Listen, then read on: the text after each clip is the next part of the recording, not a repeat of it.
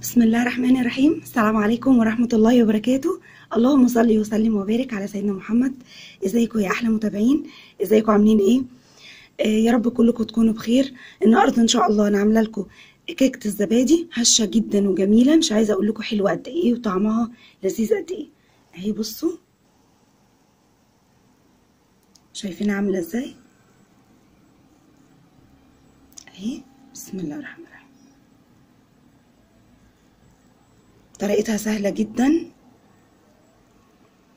اهي، شايفين؟ جميلة جميلة جدا.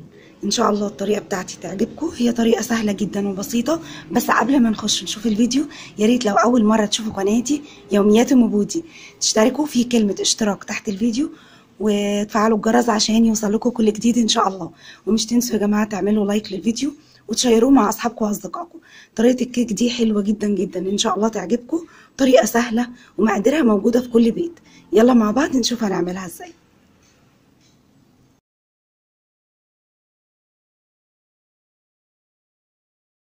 بسم الله الرحمن الرحيم. انا معايا هنا مقادير الكيك سهله جدا وبسيطه خالص. معايا 2.5 دقيق، تمام. معايا هنا معلقتين نشا كبار بالمعلقه دي. معايا هنا دي كوبايه سكر بودر، ممكن تستخدميها سكر اللي هو السكر الناعم ده عادي، مفيش اي مشكله. معايا هنا دي 4 بيضات. معايا 4 كوبايه زبادي. معايا كوبايه زيت طبعا، ومعلقه خل وبودر، كيس بودر وفانيليا ورشة ملح. بس هي دي كل المقادير بتاعتنا. يلا مع بعض نشوف هنعملها ازاي.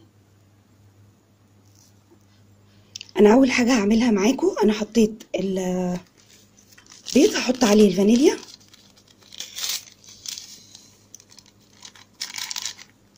هحط عليه كوباية السكر، كوباية سكر بودر او كوباية سكر ابيض عادي بس يكون ناعم، تمام كده.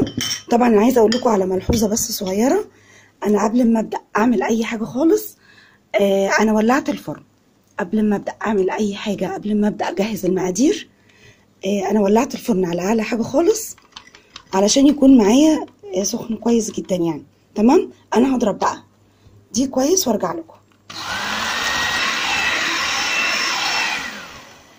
انا معايا كوبايه الزيت، هبدا انزل بيها واحده واحده وانا بضرب اهي، بصوا.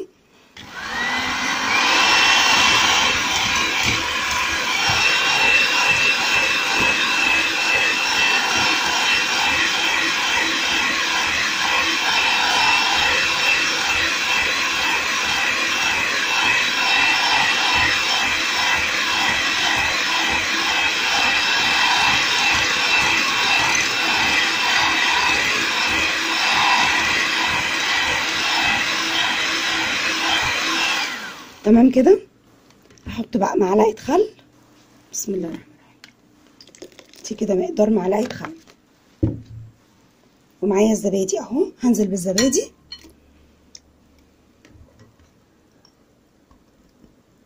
واضرب كل ده كده مع بعضه.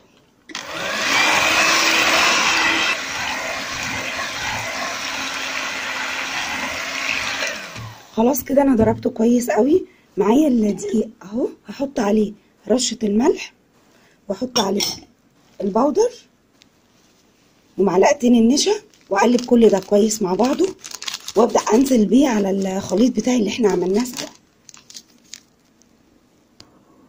طبعا يا جماعه انا نخله الدقيق كويس، لازم تنخليه، كل ما تنخليه بيبقى افضل على فكره. انا كده خلاص قلبت. هنزل بقى بكوبايتين ونص دقيق ومعلقتين النشا وكيس البودر ورشه الملح، وابدا بقى اقلب كل ده مع بعضه.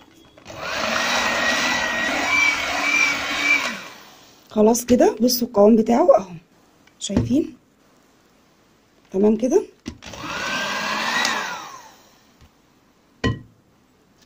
خلاص كده انا معايا هنا صينيه اهي. الصينيه دي مقاسها اقل من 30، تمام. بسم الله الرحمن الرحيم. اقلبها بس تقليبه كده وابدا انزل بقى بسم الله الرحمن الرحيم الخليط بتاعي.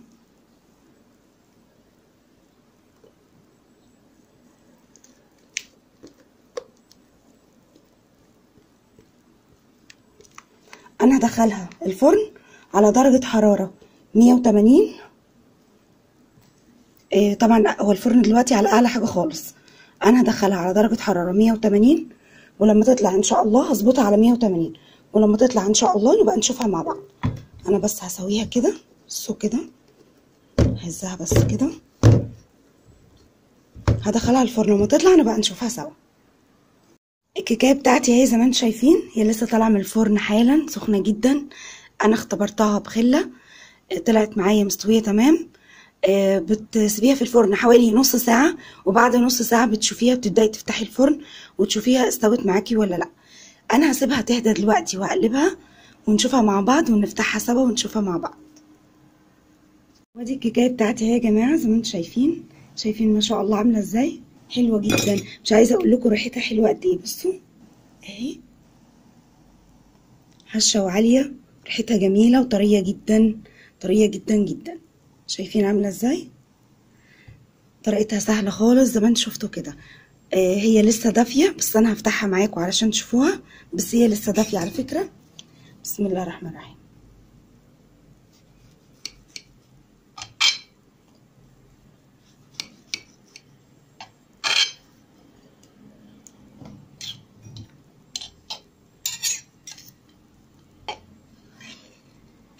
اهي بصوا، هي لسه سخنه خالص. بصوا عامله ازاي. بسم الله الرحمن الرحيم. اهي شايفينها ما شاء الله، حلوه جدا جدا،